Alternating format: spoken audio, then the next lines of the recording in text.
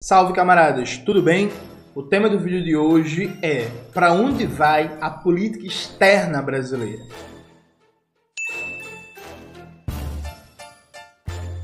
Antes de começar provavelmente o tema do vídeo do canal, quero muito agradecer a você que ajuda a manter e melhorar nosso canal a partir do Apoia-se. Seu apoio é fundamental para a gente continuar o nosso trabalho. Preferi o Pix aparecendo aqui como QR Code na tela do vídeo. Note, semana passada eu recebi mensagem no WhatsApp de duas pessoas diferentes, que inclusive são do PT, que pediram para eu começar a falar mais sobre a política externa brasileira, dizendo que tem sinais muito estranhos, muito ruins. O que é muito engraçado, né? Porque tem gente no PT muito séria, viu, gente? Tem gente no PT muito séria, que é comprometida com a soberania nacional brasileira, que realmente defende os interesses da classe trabalhadora. Não manda no partido, não dirige o partido, mas tem gente séria. Uma dessas pessoas, inclusive, é assessor parlamentar e falou assim: Jones, fica de olho na política externa brasileira, porque tá acontecendo umas coisas estranhas, o Brasil tá se afastando da diplomacia sul-sul, dos BRICS e por aí vai. Aí eu comecei a dar uma pesquisada sobre o tema. Essa semana eu vou lançar 2 vídeos no canal fazendo um debate com vocês sobre isso. E aí é muito engraçado, né? Porque supostamente eu sou antipetismo, mas eu sou antipetista, mas quem é do PT e defende ainda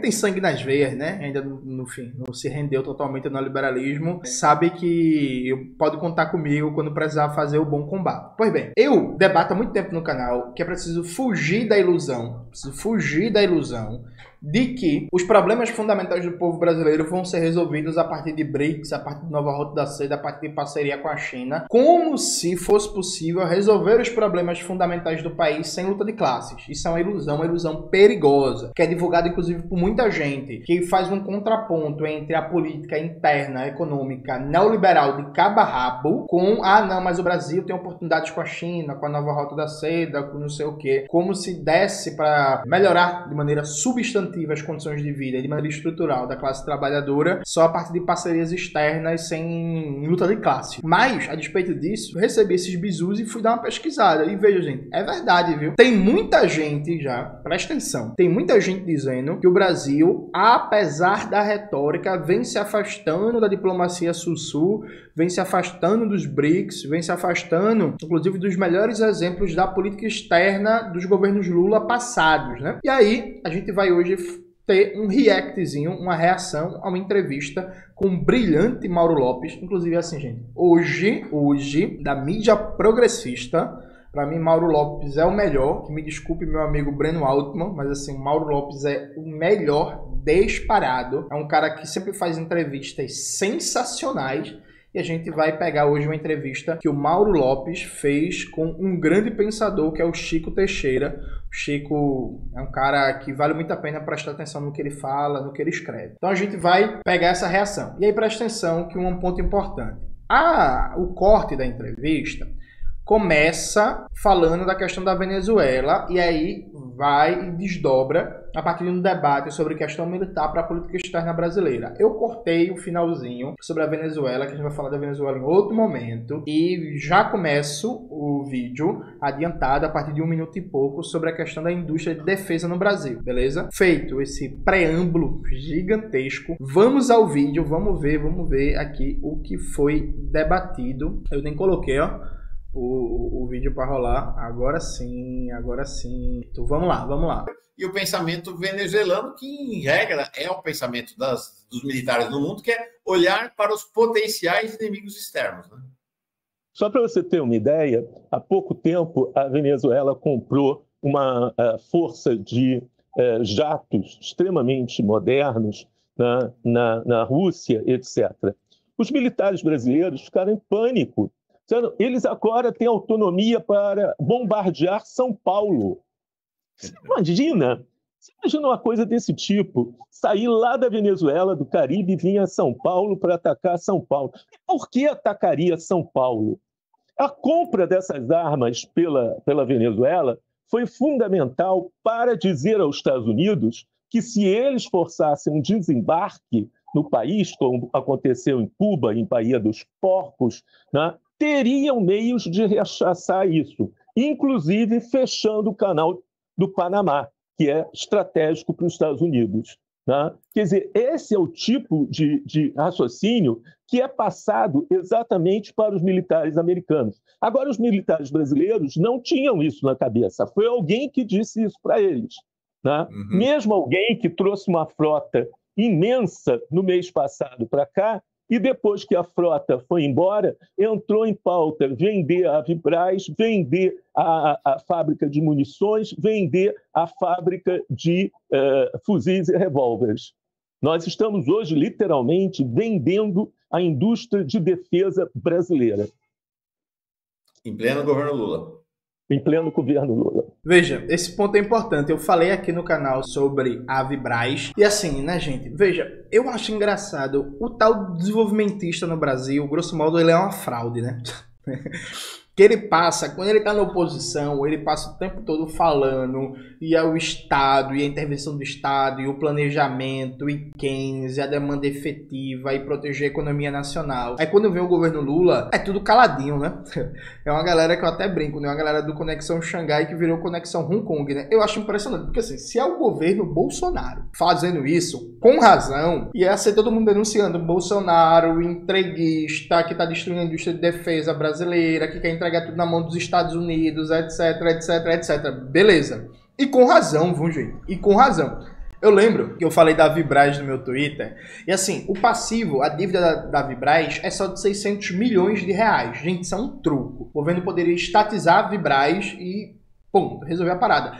E se não quiser estatizar, presta atenção, eu defendo a estatização. Eu e o sindicato, né? O Sindicato dos Trabalhadores da Vibraz defende a estatização. Mas se não quiser estatizar, o governo poderia tranquilamente resolver a questão da Vibraz fazendo uma reestruturação da dívida a partir de encomendas públicas, adiantando valores, garantindo a sanidade financeira da empresa. O governo poderia tranquilamente dizer assim, ó, a Vibraz é uma empresa estratégica, fundamental na indústria de defesa brasileira, e a gente vai fazer o seguinte, a gente vai fazer uma encomenda aqui de compra pública para a Vibraz, vai adiantar 50% do valor para a empresa se reestruturar, fazendo um acompanhamento direto, né, uma espécie de intervenção na administração da empresa, e vai garantir a saúde financeira da empresa. Pronto, estava resolvido. Se quiser, nem precisaria estatizar. Eu defendo estatizar. Mas veja, nem precisaria, percebe? Eu vi, por exemplo, uma entrevista do Ciro Gomes, que Ciro Gomes basicamente apresentou essa solução, que não precisava estatizar, bastava fazer uma compra pública num valor significativo que cobrisse mais ou menos 80% do passivo hoje da empresa, adiantasse 50% do valor na encomenda, reestruturava o funcionamento da empresa, voltava a produzir e estava resolvido, percebe? Assim, é um troco, 600 milhões, um troco. Mas não, querem vender a Vibraz para uma empresa australiana, que é muito estranho, que para mim essa empresa é um mero avatar da CIA. Jones, teoria da conspiração, não tenho como provar, mas que é muito estranho. Eu em algum momento do canal, inclusive, eu acho que eu preciso até fazer um vídeo com mais detalhes sobre isso, mas é uma empresa australiana muito pequena, que tem menos tecnologia que a Vibraz, e de repente tem interesse, não faz muito sentido e tal. E aí, comprar a Vibraz, a empresa australiana, a Austrália, que é ponta de lança ali no Pacífico da política estadunidense contra a China. E o governo brasileiro, né, BRICS, Sussul, parceria com a China, nova rota da seda, fingindo que não é com ele. Vocês entenderam, né? Beleza, mas vamos lá. Mas o que mais me chama a atenção, né, é que o Lula, o governo Lula, ele está com um problema de diagnóstico geopolítico. Quando teve a última reunião dos BRICS e se decidiu pela ampliação, né, a Rússia propôs imediatamente o Irã, né, e a China propôs imediatamente a Arábia Saudita. Dois grandes produtores de petróleo, além da própria Rússia que está lá, e fundamentais para os chineses, né? Mas fundamental para os russos também, porque aí o petróleo russo fica igualado com os demais. O Brasil se apegou a propor a Argentina, já sabendo que Milei ia ganhar, já tendo os dados para isso. Ainda tentou agradar o Milei. Em vez da gente propor, né, países como Angola, como a Venezuela, né, para entrar, como a Colômbia, para entrar nos BRICS, nós jogamos todas as cartas na Argentina. E o Milei virou e disse assim, não quero não, obrigado, eu vou fazer uma aliança com os Estados Unidos. O Brasil ficou sem apoio dentro dos BRICS, porque avaliou mal e jogou errado no xadrez mundial. Perfeito. Aí eu vou me permitir discordar do companheiro Chico. Eu não acho que isso foi só um erro, não, viu? Assim, eu custo acreditar que o Brasil, a diplomacia brasileira, na boca da eleição argentina, não calculou as chances do Sérgio Massa perder a eleição e que se o Milei ganhasse, não iria ter adesão nenhuma argentina aos BRICS. Inclusive, eu lembro de ter lido vários textos na revista Ópera falando sobre as consequências geopolíticas de uma eventual vitória do Milei, e uma delas seria a China reduzir, né, a intensidade das relações diplomáticas com a China, inclusive com a nova Rota da Seda, né? Então, assim, isso era um debate que circulava, que já estava na mídia, estava nos espaços acadêmicos, estava nos espaços políticos. Eu não acredito em erro. Você acredita em que, Jones? Que foi proposital? Não sei, me parece uma clássica tática divisionista. Para não dizer que é contra a ampliação do bloco, aposta num país que se sabe que não vai dar certo e sustenta suas fichas nisso, dizendo que não é contra não, a ampliação do bloco não. Tanto que eu defendo a Argentina. Mas a Argentina, peraí, então. E no final, não rolou com a Argentina, como era, a propósito, esperado. Mas sigamos. Muito interessante essa avaliação. A partir daí, eu queria uma leitura sua para o posicionamento do governo brasileiro em relação à situação da Venezuela. Ontem saiu uma nota oficial do Itamaraty dizendo, bem curtinha, o governo brasileiro saúda o caráter pacífico da jornada eleitoral de ontem na Venezuela e acompanha com atenção o processo de apuração. Reafirma ainda o princípio fundamental da soberania popular a ser observado por meio da verificação imparcial dos resultados. Aí tem um segundo parágrafo que me estranhou. Diz assim, aguarda, neste contexto, a publicação pelo Conselho Nacional Eleitoral de dados desagregados por mesa de votação. Passo indispensável para a transparência, credibilidade e legitimidade do resultado do pleito. Como é que você analisa essa exigência brasileira em relação à eleição venezuelana? Inédita, nunca aconteceu antes, e é assumir a pauta da oposição. Assumiu a pauta da Maria Corina Machado. Eu não sei se vocês viram ontem a entrevista do Eduardo Gonçalves Urrutia, o candidato, em que ele praticamente não falava. Quem falava era a Maria Corina. Ela não deixava ele falar. Ela respondia, ela dizia, ela falava. Ele é um completo bonifrates. Sabe o que é bonifrates? Aquele boneco de ventríloco, né? Só que o ventríloco fala dessa vez mais do que o boneco. Veja bem, essa exigência do governo brasileiro é inédita. Nunca foi feito isso para o Milei, nunca foi feito isso para o Petro, para o Boric, ou a gente recebeu isso. Nenhum país pediu as atas das mesas para confirmar a eleição do Lula. Não foi pedido isso. Isso é lastimável que seja dessa forma que o Brasil perca a oportunidade de se posicionar claramente num polo anti-imperialista. Perdeu-se essa chance. E, mais do que isso, quer dizer, o Lula disse que vai conversar com Biden hoje. Tá? Que tem que chamar o Biden para o Biden dizer se foi boa ou não a eleição na Venezuela? O Biden não tem nada a ver com isso. Agora, sim, eu achei isso muito engraçado. Quando eu vi isso, Lula vai conversar com o Biden sobre a situação na Venezuela. Eu acho muito engraçado, porque assim, a gente passa a vida dizendo que os Estados Unidos não é a polícia do mundo, que os Estados Unidos não podem achar que tem um direito de intervir no mundo inteiro e dar opinião sobre o mundo inteiro, né? Deslegitimar esse princípio que é quase natural, que os Estados Unidos, como país guia do sistema imperialista global, ele se comporta como uma espécie de chibata moral do mundo. A postura do Lula foi legitimar isso, né? Tipo assim, ao invés de uma política de América do Sul para os sul-americanos, inclusive de exercer a liderança natural do Brasil na América do Sul, o presidente Lula foi lá ter uma conversinha com Biden. E aí, de novo, gente, se é FHC já fez isso, inclusive, na primeira eleição do Chávez. Se é o FHC fazendo um negócio desse, todo mundo é FHC, cachorrinho dos Estados Unidos, empregado dos Estados Unidos, o Brasil não tem autonomia, o Brasil fica pedindo licença ao Washington e tal, todo mundo, com razão, ia cair de pau. E aí, veja, gente, não precisa odiar o Lula, não precisa ser oposição ao Lula, não precisa nada disso. Você pode gostar do Lula, você pode amar o Lula, tudo certo. Mas assim, você pode gostar do Lula, amar o Lula, entender que essa postura do governo brasileiro não é boa, que isso não é aceitável, que isso não é discurso de quem se propõe, supostamente, uma diplomacia sul-sul, uma diplomacia autônoma, uma postura de autodeterminação dos povos. Vocês entendem isso? Veja, você pode amar o Lula, mas não precisa disso. Não tem que legitimar isso. Percebe? Não é possível que o grau de um apaixonamento abestalhado que a gente tem no cenário eleitoral brasileiro vai fazer com que gente de esquerda ache isso normal. Não, eu vou conversar aqui com o presidente dos Estados Unidos para eu e ele conversar aqui sobre o que fazer com a Venezuela. Tipo, caramba, gente. Sabe? Caramba.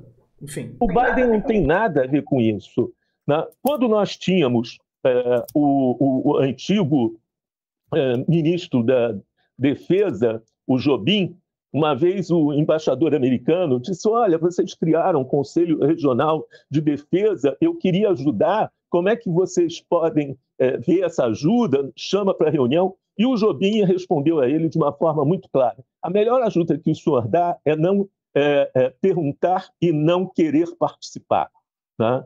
A sua ausência é a melhor ajuda. A gente perdeu isso.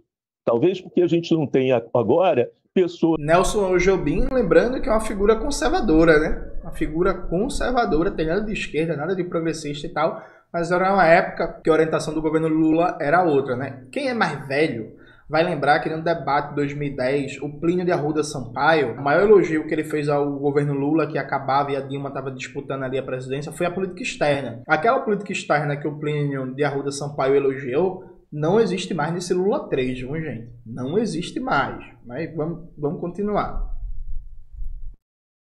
Pessoas como Samuel Pinheiro Guimarães ou Marco Aurélio Garcia, que eram os conselheiros, de fato, de Lula em política externa. O que a gente vê da formulação do antigo chamado novo protagonismo internacional do Brasil era, em larga escala, a contribuição do embaixador Samuel Pinheiro Guimarães e do cargo de conselheiro de política externa exercido pelo saudoso Marco Aurélio Garcia.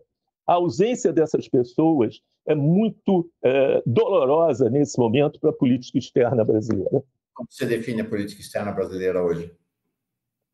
Eu acho que estamos sem rumo. Nós não decidimos o que fazer com o Mercosul.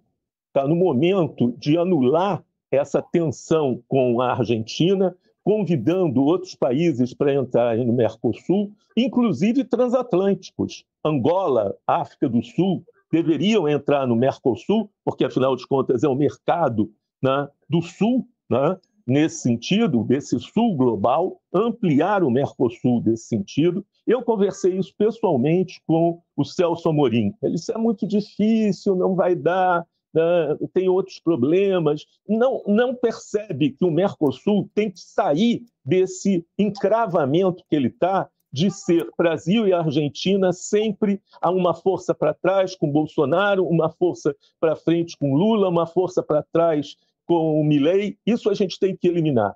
Não temos mais nenhum papel fundamental nos BRICS. Os BRICS tomaram uma dimensão e uma dinâmica na qual a gente se isolou.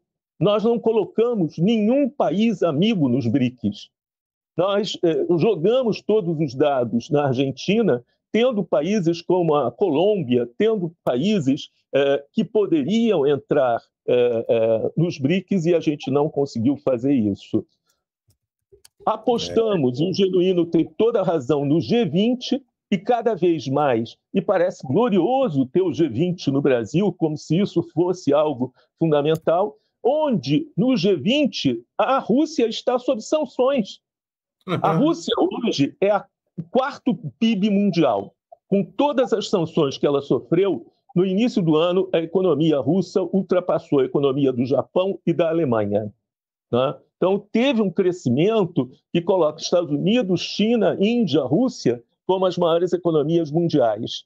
Nós abrimos mão, né, de uma atuação mais firme dentro dos BRICS para ir para o G20, onde nitidamente há uma limitação de interesses globais em favor da hegemonia. Este ano era para o Brasil estar presidindo os BRICS. Ele abriu mão da presidência dos BRICS este ano para virar... Gente, vocês ouviram isso? É isso, é tanta desgraça que eu não consegui acompanhar. Quem me deu esse bizu foi, inclusive, uma pessoa do PT. Falou assim, Jones, tu não falou nada que o Brasil abriu mão de ser presidente do BRICS esse ano? Eu fiz, como assim? Eu nem tava sabendo disso. Aí eu fui parar. Bom, o Brasil abriu mão da presidência do BRICS para ser presidente do G20. E uma das justificativas oficiais é que o corpo diplomático brasileiro não dava conta de cumprir as duas tarefas. Gente, a austeridade é uma coisa maravilhosa, né? Assim... Ei, galera, dá não. BRICS G20, dá não, porque a gente não tem braço não, que a gente tá equilibrando as contas públicas, responsabilidade fiscal, então o corpo diplomático brasileiro não dá conta não. Tipo assim, é surreal a pequenez, a mediocridade, a falta de qualquer perspectiva estratégica de futuro, sabe? É um negócio surreal. Evidentemente que o Brasil não abriu mão da presença do BRICS, não foi só por causa de uma suposta falta de funcionalismo no corpo diplomático. Mas assim, há uma falta também. E aí, um dia a gente vai conquistar o socialismo no Brasil e vai ter um museu do capitalismo brasileiro, como era a vida no capitalismo. Aí vai ter uma sessão só para esse negócio de responsabilidade fiscal, que é uma das coisas mais imbecis que a história da humanidade já criou. A humanidade não, quem criou foi a burguesia, né? Que a responsabilidade, sabe o que é a responsabilidade fiscal? É assim, ó. Tem uma estrada. A estrada precisa de manutenção a cada 2 anos. Aí não faz a manutenção da estrada, que é para não gastar recurso público em nome da responsabilidade fiscal.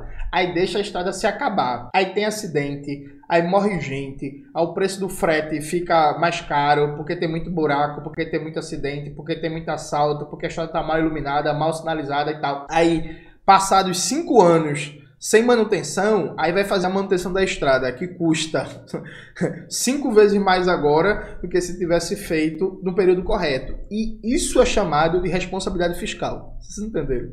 É isso. Então não vamos cortar gasto, não vamos gastar muito não com esse negócio de funcionalismo público de corpo diplomático e tal.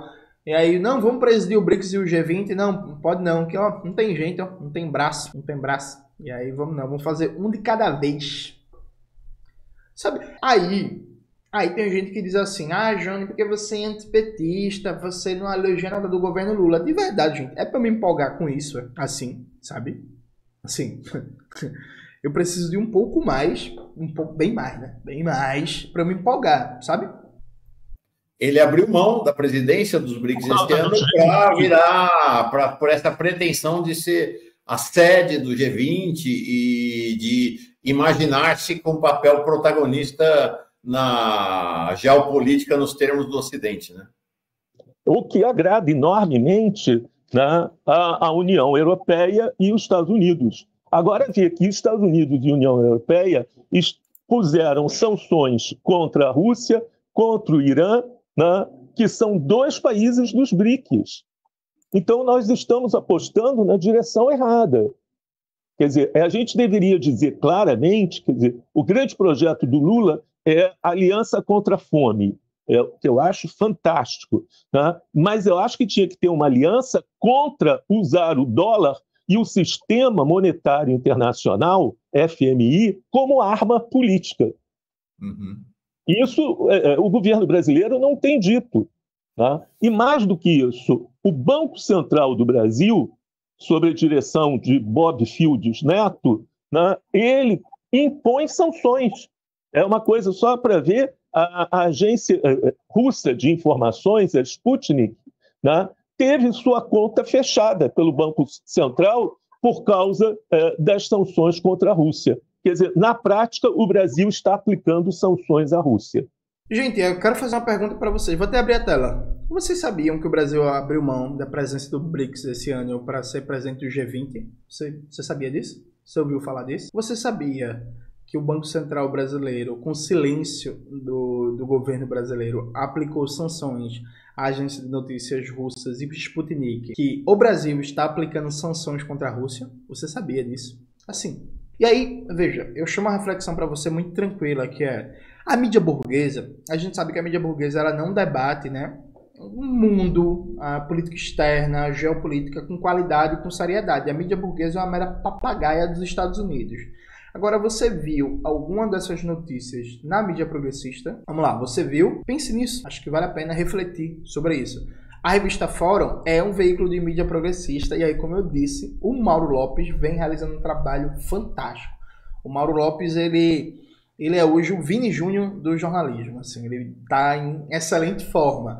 Né? Mas assim, a Fórum me parece hoje que está cumprindo quase que um papel de exceção no que é a mídia progressista brasileira, sabe? Então pense nisso aí com carinho.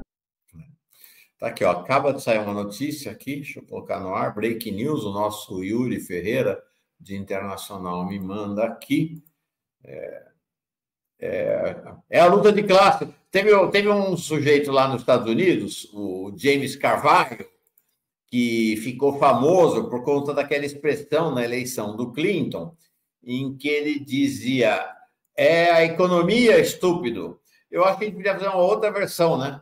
É a luta de classes, estúpido, né? Então tá aí a OEA dizendo que os resultados anunciados pela Venezuela não podem ser reconhecidos. A OEA, que embarcou no golpe contra a Bolívia, que embarcou no golpe contra o Peru, começa a coordenar o golpe contra a Venezuela, né, Chico?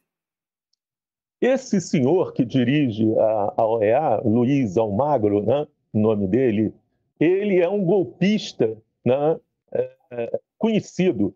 Ele criou a confusão para o golpe na Bolívia.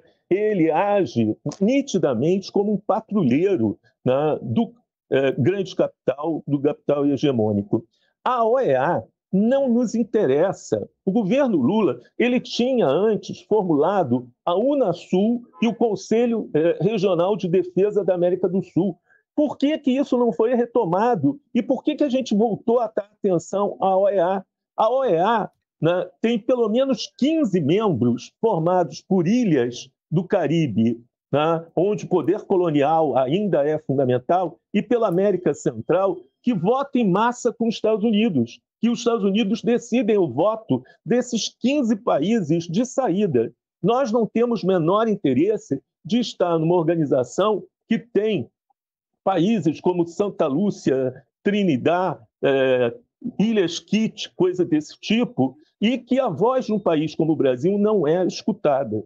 Nós deveríamos sair da OEA, deveríamos abandonar a OEA e voltar ao projeto da Unasul e do Conselho Regional de Defesa.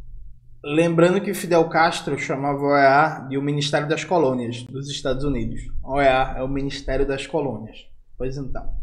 Veja, vocês viram o professor Chico Teixeira, né, falando sobre o Brasil secundarizar os BRICS, sobre o Brasil priorizar o G20, sobre o Brasil estar dando prioridade para a OEA ao invés de retomar a Unasul. Vários sinais de uma política externa que é diferente da propaganda em certos ciclos progressistas. Nos próximos vídeos do canal, eu vou trazer mais informações para vocês. Vou trazer uma entrevista de um acadêmico muito importante, feita pelo Mauro Lopes também. O Mauro Lopes, ele tá em todas, porra. Que o Mauro Lopes, entrevistando esse acadêmico, eu vou revelar no próximo vídeo, ele dá vários dados e argumentos para mostrar que o Brasil, na prática, está se afastando dos BRICS, mesmo que o discurso oficial seja outro. Então presta atenção, presta atenção. Eu sempre defendi e continuo defendendo que a gente não pode cair na ilusão que é possível avançar nas lutas estratégicas do povo trabalhador só contando com o cenário externo, com BRICS, com diplomacia sul-sul, com nova Rota da Seda, com parceria com a China, como se fosse possível transformar as condições de vida do nosso povo sem luta de classes, perfeito? Só que agora a gente está em outro patamar de problemática, que é até a propaganda de que supostamente os BRICS seriam uma prioridade da política externa brasileira não corresponde à realidade. Vocês entenderam? Então, assim, o BRICS não vai ser a salvação do Brasil, porque não dá para resolver os problemas fundamentais do povo brasileiro sem luta de classes, sem organizar a classe trabalhadora para a conquista do poder. E, para além disso, o BRICS não está sendo prioridade. Isso é chaveco, isso é conversa. Então a gente vai desdobrar essa conversa num próximo vídeo do canal. Então é isso, galera. Espero que vocês tenham gostado do vídeo hoje do canal. Não se esqueça de se inscrever no canal, ativar o sininho, curtir esse vídeo, compartilhar e tudo isso que vocês já sabem. A gente também tem uma lista de transmissão no Zap, onde a gente compartilha todo o conteúdo que a gente produz e recomenda. Entra lá na nossa lista de transmissão no Zap, o QR Code está aparecendo aqui na tela e o link está na descrição do vídeo. Um beijo e até a próxima.